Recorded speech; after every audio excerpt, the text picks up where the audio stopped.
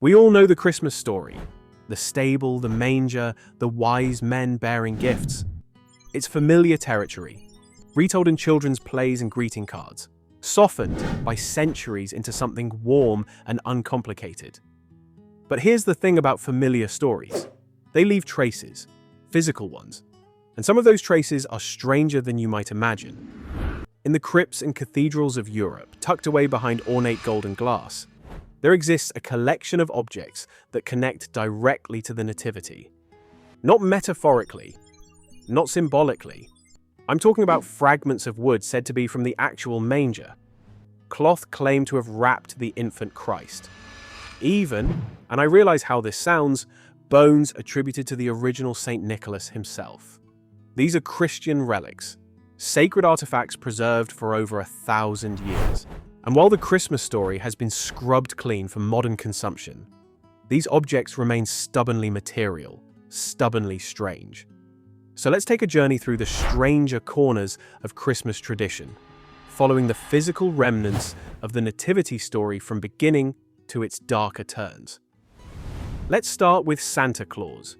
You know him, jolly, red-suited, keeper of lists. The version we celebrate today is a cheerful amalgamation, a figure more at home in shopping malls than church history.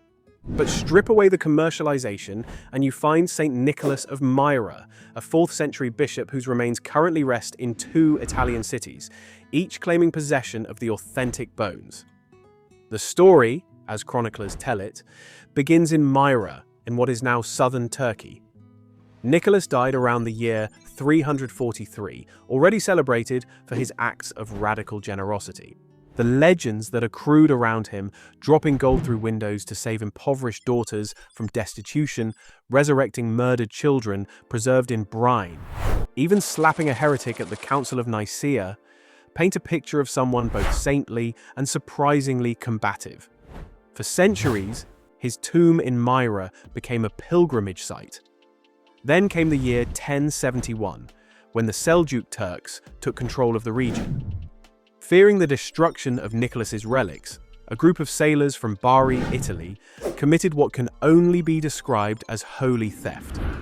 They broke into the tomb, removed the bones, and transported them across the Mediterranean. Now, this may sound like the end of the story, but here's where it gets complicated. Because another church, San Niccolò in Venice, also claims to possess Nicholas's bones. The cities have maintained a quiet rivalry for centuries, and when both sets of remains were finally subjected to DNA testing, the results were remarkable. They matched. Both cities house bones from the same individual.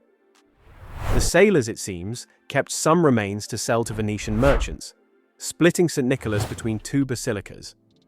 His feast day, December 6th, is still celebrated with gift-giving in his honor. The name itself, Santa Claus, derives from the Dutch Sinterklaas, a linguistic echo of the original saint. So this Christmas, instead of visiting a shopping mall Santa, you could travel to Italy and gaze upon his actual bones. You've heard of the True Cross, one of Christianity's most important relics. But what about the true manger? In the Basilica of Santa Maria Maggiore in Rome, housed in an ornate reliquary adorned with a golden infant, Jesus resting on golden straw, you'll find 5 pieces of ancient sycamore wood. Fragments claimed to be from the actual feeding trough where Christ was born. The story traces back to the 7th century, when the wood was supposedly taken from the Church of St. Catherine in Bethlehem during the Arab conquests. Rome, consolidating its position as Christianity's center, gladly accepted this relic, a physical anchor to the gospel narrative.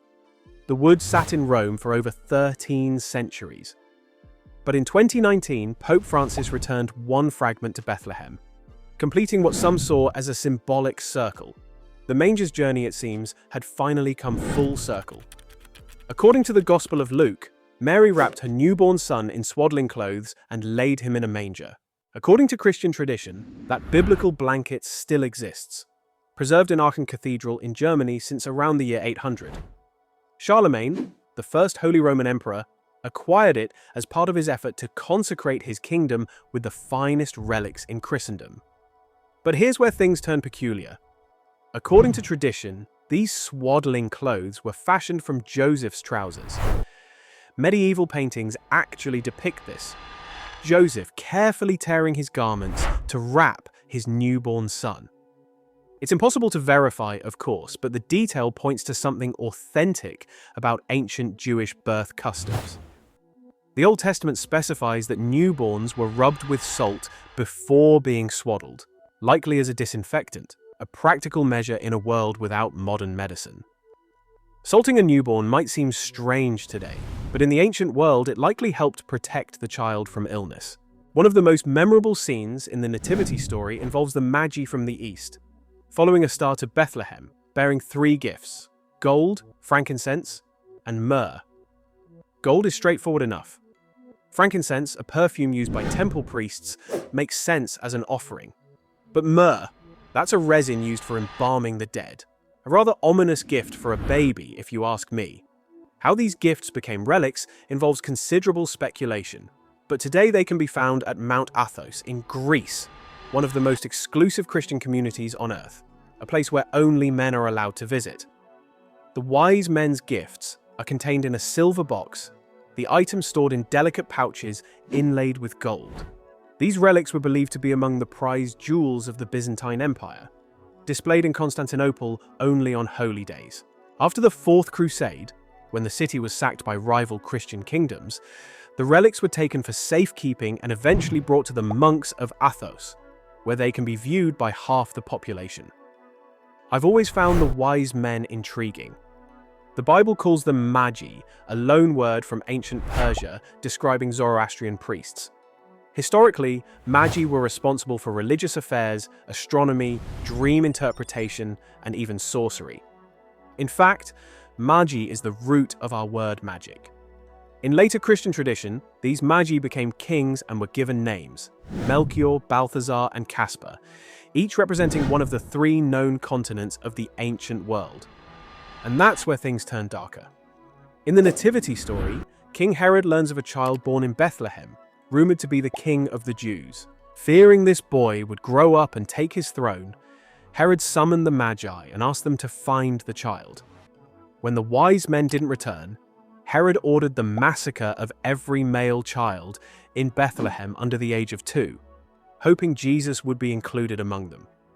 The massacre of the innocents is often skipped in children's nativity plays, and for good reason. Yet by the time Herod's soldiers arrived, Mary, Joseph, and their newborn son had already fled to Egypt. In Christian tradition, the holy innocents are regarded as the first Christian martyrs, even if unknowingly. They've had their own feast day for centuries, during which people pray on behalf of children worldwide. Several churches claim to possess relics of the holy innocents, including a cave in Bethlehem said to house bones from the aftermath of the slaughter. But one of the strangest comes in the form of a silver foot, created around 1450. It's decorated with sparkling gemstones and features a small window through which you can view the bones of the child inside. Although, judging by the size of this relic, it doesn't seem that this was actually the foot of a child. I've saved the strangest for last. A quick word of warning. If you're having breakfast, I suggest you put your cereal down. Every year, thousands of pilgrims descend on Bethlehem to visit the Chapel of the Milk. And yes, it contains exactly what the name suggests, a trace, believers claim, of the breast milk of the Virgin Mary. It stems from a 6th century Christian tradition. As the Holy Family fled from King Herod, they stopped in a cave to avoid his soldiers. While Mary was feeding the baby Jesus, a drop of her milk fell onto the ground, and miraculously the cave walls turned white. Today, pilgrims can purchase a substance known as milk powder, ground from the cave walls and mixed with water to be drunk. Now, I'm no geologist, but I think I know the answer here. The rocks are made of chalk and limestone composite, and when dissolved in water, it results in a liquid that resembles milk. So, rather than holy baby formula, this may actually be a surefire way to get kidney stones. This tradition, the Madonna del Latte, was popular throughout medieval Christianity.